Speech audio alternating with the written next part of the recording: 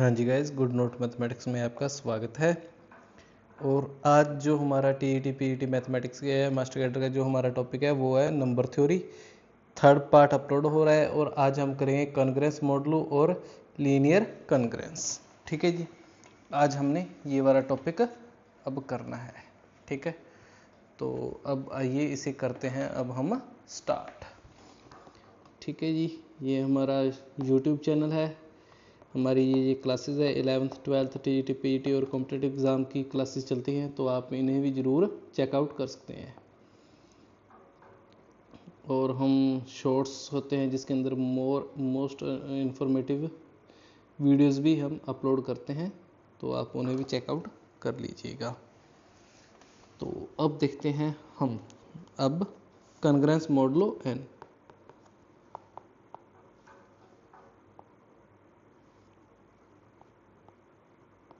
Congruence modulo n, अब इसका क्या मतलब है कॉन्ग्रेंस मॉडलो एन का? देखिए आप, हमें क्या दिया हुआ है, हम मान लेते हैं let n is fixed positive integer. ठीक है, two integers a and b are congruent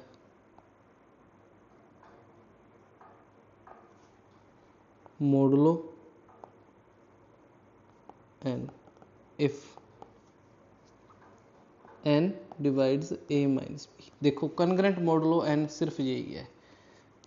तो ये ऐसे थोड़ा सा अच्छा नहीं लग रहा, हम इसको ऐसे ही रख लेते हैं। ठीक है, टू इंटीजर्स, तो ये चीज़ है भाई। इसका मतलब क्या है, देखो that is a congruent b modulo n। ठीक है, if n divides a minus b. देखो जो हमने ये चीज़ लिखी है ना, इसका मतलब क्या है, n डिवाइड करेगा a माइनस बी को कौन डिवाइड करेगा, n पूरा पूरा डिवाइड करेगा। और ये किसका सिंबल होता है, कॉन्ग्रुएंट का। ठीक है, ये किसका सिंबल है, कॉन्ग्रुएंट का। आई बात समझ में? इसका मतलब क्या है, इसका मतलब ये है कि a congruent b modulo n है ना, ये क्या होगा, a माइनस बी ना हमारा मल्टीपल होगा n का। ठीक है, एग्जाम्पल के लिए, एग्जाम्पल जैसे मैं दे रहा हूँ, हमने ये देखना है कि 20 कॉन्ग्रुएंट 4 मोडलो 8 क्या ये है या नहीं है। ठीक है, तो हम क्या करेंगे, देखेंगे कि यह 8 डिवाइड कर रहा है 20 माइनस 4 को, तो 8 तो डिवाइड कर रहा है 16 को। इसका मतलब क्या है, देन 20 इज कॉन्ग्रुएंट टू 4 मोडलो 8। बस हो गया भाई, ये तो हमने बताना था। आपको समझ में आया मैं आपको क्या बताना चाहता हूँ? ठीक है जी, तो ये आपको समझ में आ गया। अब इसके बाद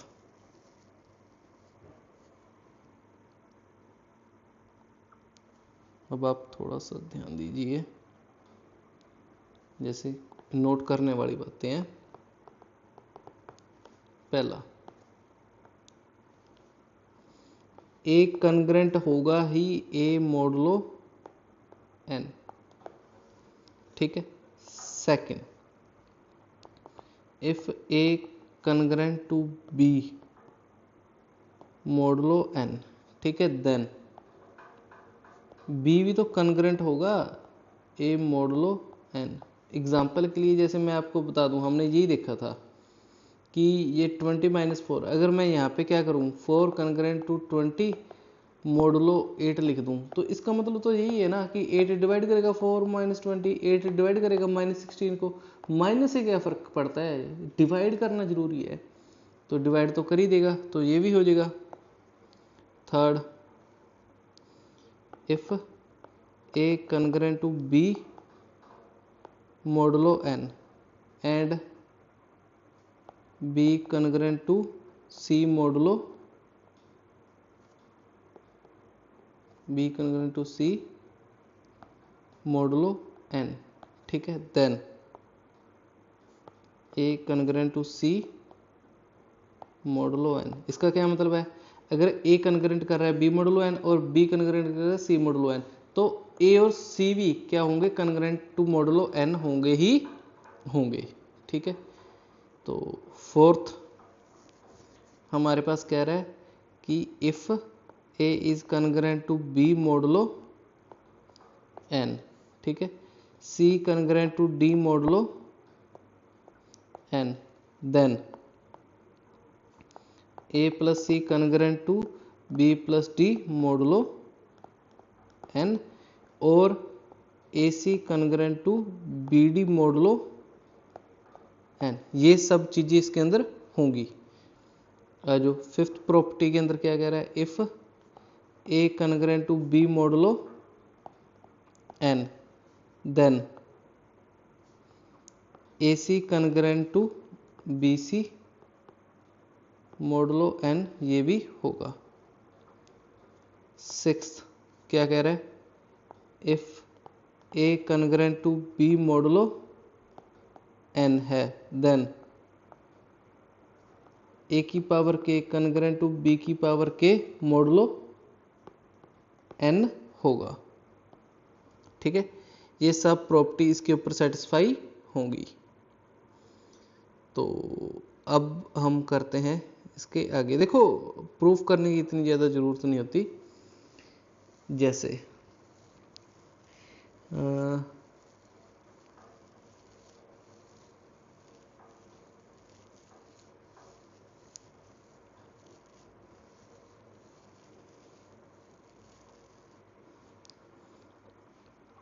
सेवंथ एक ही लिख लो, if A C congruent to B C modulo N है, ठीक है, देन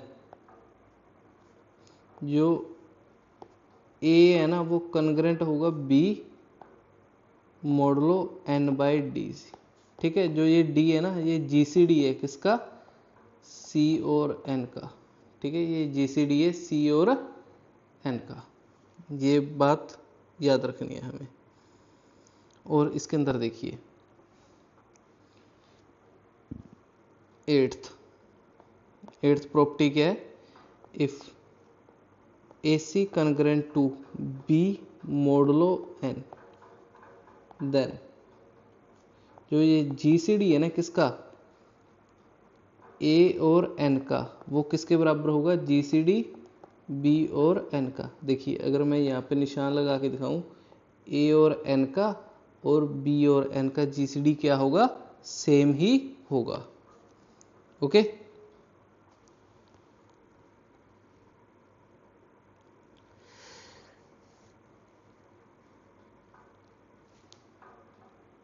अब जैसे ये क्वेश्चन आ जाए, हमें कहते हैं if A congruent to B modulo M, ठीक है, एंड जो ए और एम का इक्वल किसके है, ये जी सी डी किसके इक्वल है, 1 के, देन बी और एम का जी सी डी किसके बराबर होगा। उसका सोल्यूशन क्या होगा, हमें पता है ना उस प्रॉपर्टी से, बी और एम का भी कितना होगा, 1 ही होगा, क्योंकि जितना इसका और इसका जी सी डी है उतना ही इसका और इसका भी होगा, वो भी 1 होगा। आई होप आपको ये सब समझ में आ गया होगा, ठीक है। अब आ जाइए नेक्स्ट टॉपिक, ठीक है। इसके अंदर हमारे पास क्या कहा है उसने, इसका नाम है linear congruent modulo N, linear congruence modulo N. तो इसके अंदर हम क्या करेंगे, A of X congruent to B modulo N is called linear congruence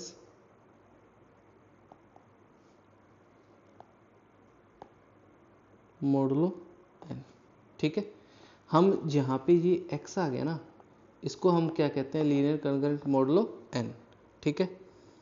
जैसे देखो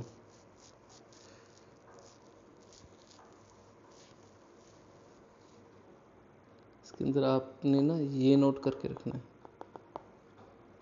पहला, ठीक है। a of x congruent to b modulo n has solution. इसका सॉल्यूशन तभी होगा इफ एंड ओनली इफ जो जीसीडी है किसका a और n का, वो किसको डिवाइड करेगा, b को करेगा। a और n का जीसीडी किसको डिवाइड करेगा, b को डिवाइड करेगा, उसको हम कहेंगे उसका सॉल्यूशन है। एग्जांपल के लिए हमें पूछ ले 6x कॉन्ग्रुएंट टू 1 मोडुलो 15 है सॉल्यूशन। क्या इसका सॉल्यूशन है? तो हम इसको कैसे सॉल्व करेंगे? तो हमें पता है ना किसका, देखिए हम क्या करेंगे, पहले जीसीडी किसका निकालना है, 6 और 15 का कितना आ गया 3, ठीक है। क्या ये 3 एक को डिवाइड कर रहा है? नहीं कर रहा, एक को डिवाइड नहीं कर रहा, तो हम क्या कहेंगे then 6x congruent to 1 modulo 15 does not have solution. इसका कोई सॉल्यूशन नहीं है, ठीक है जी। तो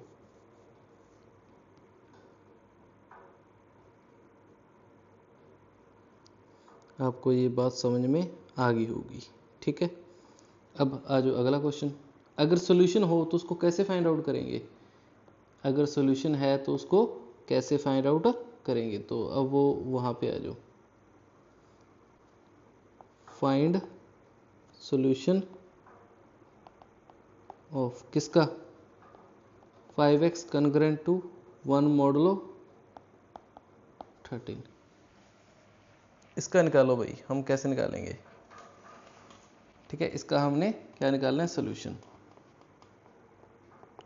पहले हम क्या चीज चेक करते होते हैं, पहले हम चेक करेंगे जीसीडी किसका 5 और 13 का कितना आ गया 1, ठीक है। तो 1 तो डिवाइड ही कर रहा है 1 को, 1 divide 1, so it has solution. इसका सॉल्यूशन होगा। अब सॉल्यूशन आएगा क्या, हमें वो फाइंड आउट करना है। हम क्या लिखेंगे, हम लिखेंगे 5x is equal to 1 plus 13k, ठीक है जी। अब ये इसको ऐसे लिख सकते हो 5x minus 13k equal to 1। जो ये k है ना माइनस k, इसको y ले लिए, तो 5x plus 13y equal to 1। हमारे पास ये क्या होगी, इसको मैं कह देता हूँ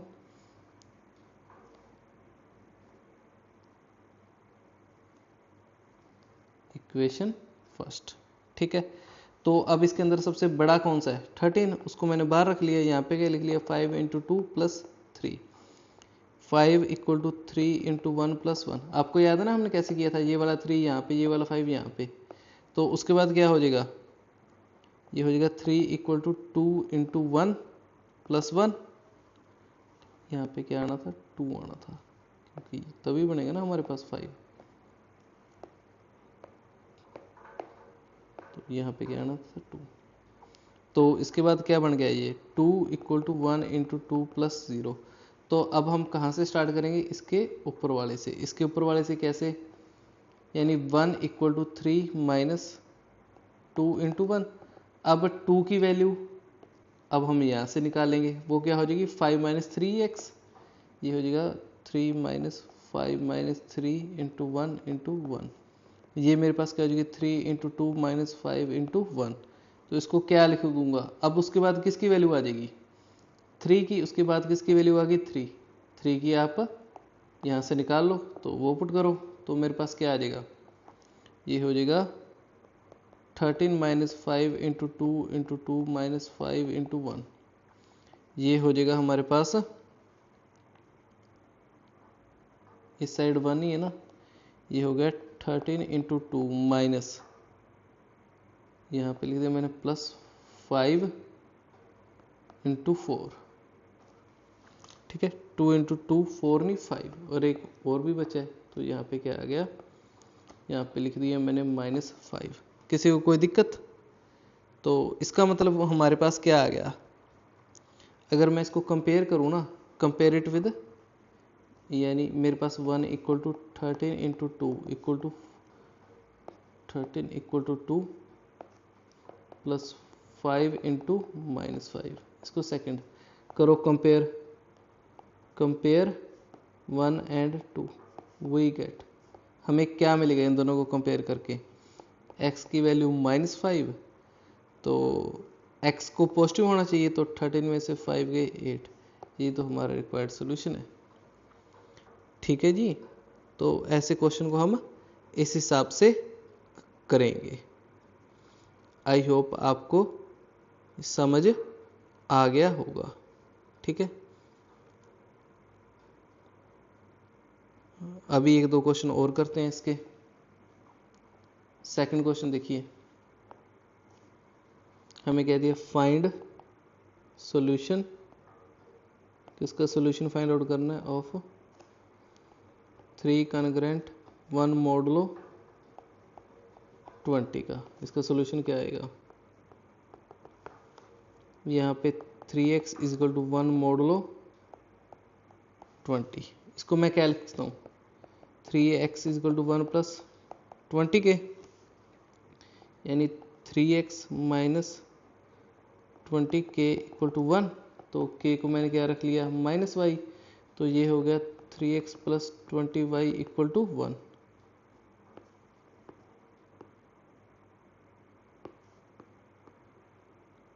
ये क्या आ गया 20y इक्वल टू 1। तो अब मैं क्या लिखूंगा, बाहर क्या आएगा मेरे पास 20 इक्वल टू 3 इंटू 6 प्लस 2, ये क्या आ गया 3 किसके इक्वल आ गया 2 इंटू 1 प्लस 1, तो 1 इंटू 2 प्लस 0। ठीक है, तो यहाँ से 1 किसके बराबर आ गया 3 माइनस 2 इंटू 1 के, ये किसके 3 माइनस 20 माइनस 3 इंटू 6 इंटू 1 के, तो ये किसके बराबर आ गया 3 इंटू 7 प्लस 20 इंटू -1। ठीक है, तो हमें कंपेयर करके क्या पता चलेगा, ये इक्वेशन सेकंड, ये इक्वेशन 1, तो फ्रॉम इक्वेशन 1 एंड 2 x की वैल्यू क्या आ गई 7, आंसर आ गया।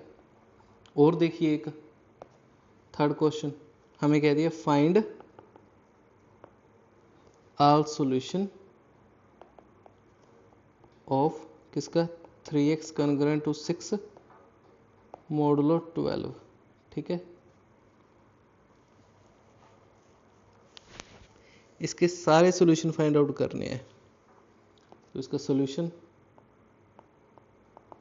क्या होगा हमारे पास, 3x कॉन्ग्रुएंट टू 6 मॉडुलो 12 है, इसको ऐसे लिखता हूँ x congruent to 2 modulo 12 upon GCD किसका 3 और 12 का, तो मेरे पास ये कितना आ गया 3 और 12 का GCD x congruent to 2 modulo 12/3, तो एक्चुअल में तो ये इक्वेशन बनेगी ना, x कॉन्ग्रुएंट टू 2 मॉडुलो 4, तो x equal to 2 plus 4k हो गया, ये इक्वेशन 1 होगी, या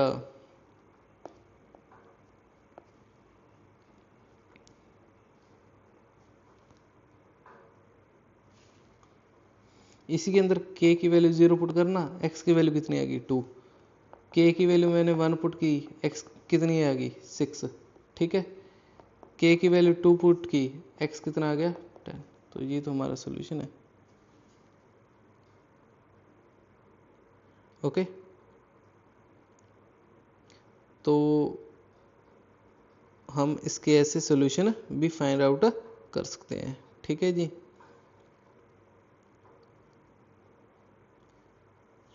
तो अब बात ये आती है इसके कितने सोल्यूशन होंगे, मैंने इसके सिर्फ ये 3 सोल्यूशन ही क्यों लिखे, तो इसी पे हमारा सेकंड नोट स्टार्ट होता है। ठीक है, नोट क्या है, देखिए नोट हमें क्या कह रहा है, इफ GCD किसका A और N का कितना है D, एंड जो D है डिवाइड किसको कर रहा है B को, then ax congruent to b modulo n भी है, has exactly d solution with respect to modulo n। उसके कितने सॉल्यूशन होंगे? d सॉल्यूशन ही होंगे, ठीक है, with respect to modulo n। तो यहाँ पे भी ना एक मैंने वर्ड मिस कर दिया, यहाँ पे लिख लो आप विद रिस्पेक्ट टू मोडुलो 12 के विद रिस्पेक्ट ही बताना है, ठीक है। अगर ये वर्ड नहीं लगाएंगे तो बहुत ज़्यादा सॉल्यूशन आ जाएंगे, ठीक है। अगर मैंने ये मोडुलो ना लगाया ना वर्ड, इसे हटा दिया जाए तो सॉल्यूशन कितने हो जाएंगे? इनफाइनाइट। मैंने क्या कहा है, मैं इसको लिख देता हूँ। अगर मैं ये वर्ड हटा दूँ, ठीक है, तो कितने हो जाएंगे? Infinite solution. इसके कितने हो जाएंगे? इनफाइनाइट सॉल्यूशन बन जाएंगे अगर मैं इस चीज़ को हटा देता हूँ with respect to modulo n, ठीक है। हटाने के बाद तो इसके क्या आ जाएंगे? इनफाइनाइट सॉल्यूशन आ जाएंगे, ठीक है। तो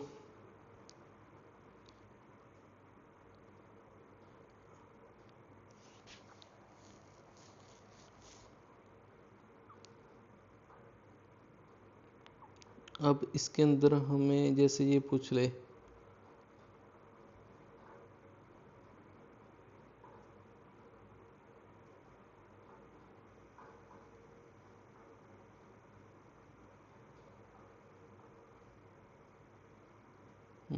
ज़्यादातर तो यही पूछते हैं, बाकी हमारी चाइनीज रिमाइंडर थ्योरम भी लग जाती है, ठीक है।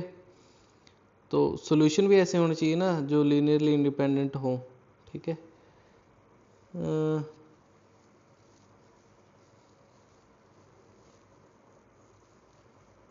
जैसे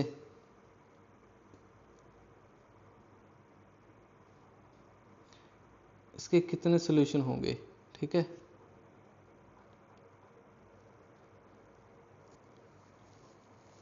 अगर मैं लिख दूं इसको